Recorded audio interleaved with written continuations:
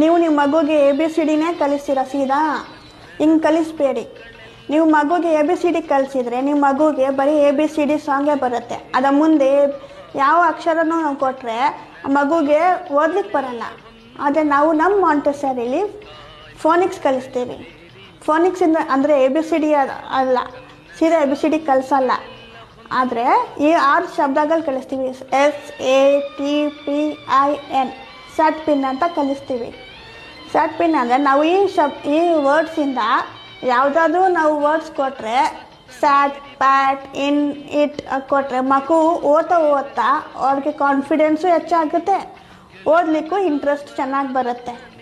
ಅದರಿಂದ ನೀವು ಮಗುಗೆ ಸ್ಯಾಟ್ ಪಿನ್ನೇ ಸ್ಟಾರ್ಟಿಂಗಿಂದ ಕಲಿಸಿ.